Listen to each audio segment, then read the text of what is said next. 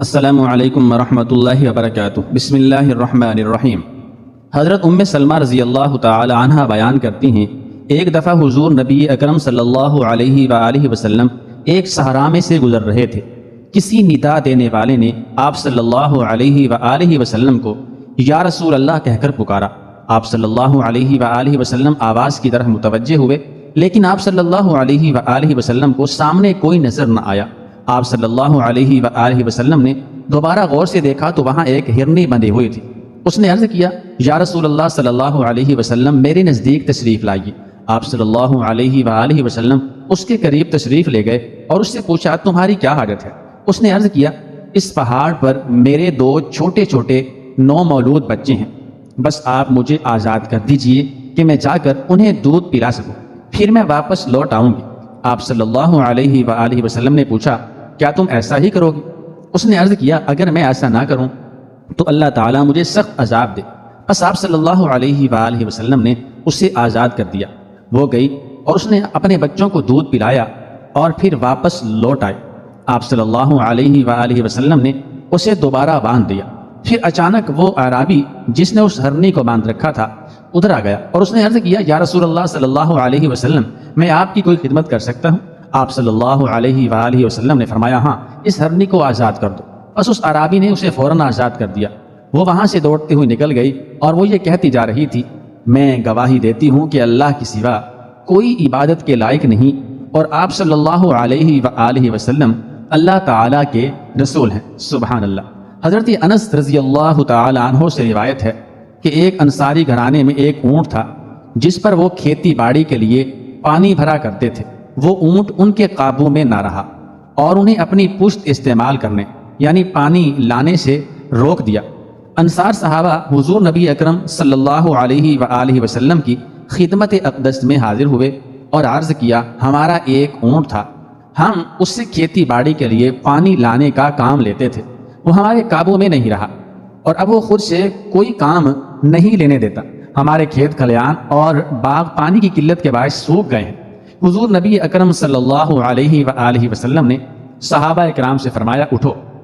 بس سارے اٹھ کھڑے ہوئے اور اس انصاری کے گھر تشریف لے گئے۔ آپ صلی اللہ علیہ وآلہ وسلم احاطہ میں داخل ہوئے تو اونٹ جو کہ ایک کونے میں تھا، حضور نبی اکرم صلی اللہ علیہ وآلہ وسلم اس اونٹ کی طرف چل پڑے۔ انصار کہنے لگے، یا رسول اللہ، یہ اونٹ کتے کی طرح بولا ہو چکا ہے اور ہمیں اس کی طرف سے آپ پر حملے کا خطرہ ہے۔ حضور اکرم صلی اللہ علیہ وآلہ وسلم نے فرمایا، مجھے اس سے کوئی نقصان نہیں ہوگا۔ اونٹ نے جیسے ہی حضور نبی اکرم صلی اللہ علیہ وآلہ وسلم کو دیکھا تو آپ صلی اللہ تعالی علیہ وآلہ وسلم کی طرف بڑھا، یہاں تک کہ قریب آ کر آپ صلی اللہ علیہ وآلہ وسلم کے سامنے سجدے میں گر پڑا۔ حضور نبی اکرم صلی اللہ علیہ وآلہ وسلم نے اسے پیشانی سے پکڑا اور حسب سابق دوبارہ کام پر لگا دیا۔ صحابہ اکرام نے یہ دیکھ کر آپ صلی اللہ علیہ وآلہ وسلم کی خدمت میں عرض کیا، یا رسول اللہ صلی اللہ علیہ وسلم، یہ تو بے عقل جانور ہوتے ہوئے بھی آپ کو سجدہ کر رہا ہے اور ہم تو عقل مند ہیں، لہٰذا اس سے زیادہ حقدار ہیں کہ آپ کو سجدہ کریں۔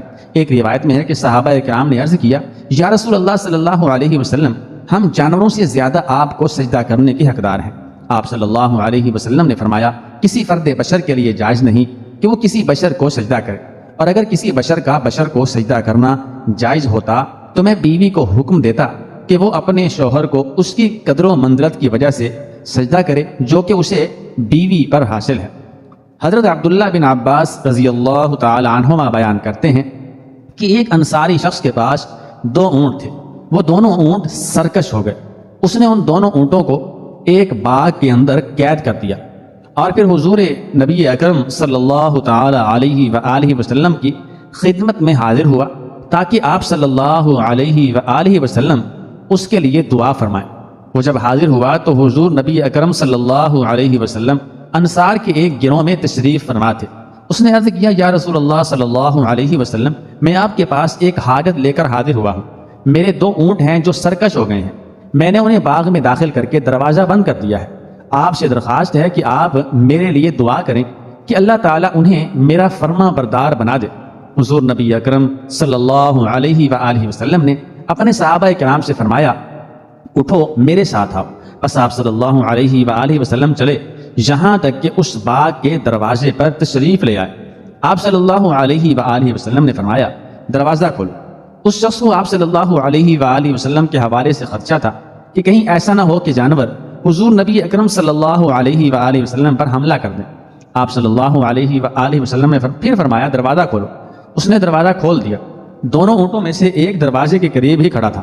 جب اس نے حضور نبی اکرم صلی اللہ علیہ وآلہ وسلم کو دیکھا تو فوراً آپ صلی اللہ علیہ وآلہ وسلم کو سجدہ کیا۔ حضور نبی اکرم صلی اللہ علیہ وآلہ وسلم نے فرمایا میرے پاس کوئی چیز لاؤ جس کے ساتھ باندھ کر میں اسے تمہارے حوالے کر دوں۔ وہ صحابی رضی اللہ تعالیٰ عنہ ایک نکیل لے آیا تو آپ صلی اللہ علیہ وآلہ وسلم نے اسے باندھ دیا اور اسے صحابی کے حوالے کر دیا۔ پھر آپ صلی اللہ علیہ وآلہ وسلم باغ کے دوسرے حصے کی طرف چلے جہاں دوسرا اونٹ تھا۔ اس نے بھی جب آپ صلی اللہ علیہ وآلہ وسلم کو دیکھا تو آپ صلی اللہ علیہ وآلہ وسلم کی بارگاہ میں سجدہ ریز ہو گیا۔ آپ صلی اللہ علیہ وآلہ وسلم نے اس صحابی رضی اللہ تعالیٰ عنہ سے کہا مجھے کوئی چیز لا دو جس سے میں اس کا سر باندھ دوں۔ پھر آپ صلی اللہ علیہ وآلہ وسلم نے اس کا سر باندھ کر اسے صحابی رضی اللہ تعالیٰ عنہ کے حوالے کر دیا اور فرمایا جاؤ اب یہ تمہاری نافرمانی نہیں کریں گے۔ جب صحابہ کرام رضوان اللہ تعالیٰ علیہ مجمعین نے یہ سارا واقعہ دیکھا تو عرض گزار ہوئے یا رسول اللہ صلی اللہ علیہ وسلم یہ اونٹ جو کہ بے عقل ہیں آپ کو سجدہ کرتے ہیں تو کیا ہم بھی آپ کو سجدہ نہ کریں؟ آپ صلی اللہ علیہ وآلہ وسلم نے فرمایا میں کسی انسان کو یہ حکم نہیں دیتا کہ وہ کسی دوسرے انسان کو سجدہ کرے۔ اگر میں کسی انسان کو سجدہ کرنے کا حکم دیتا تو میں ضرور عورت کو حکم دیتا کہ وہ اپنے شوہر کو سجدہ کرے۔ اللہ تعالی ہم سب کو آپ صلی اللہ علیہ وسلم کی کامل اتباع کرنے کی توفیق عطا فرمائے، آمین یا رب العالمین۔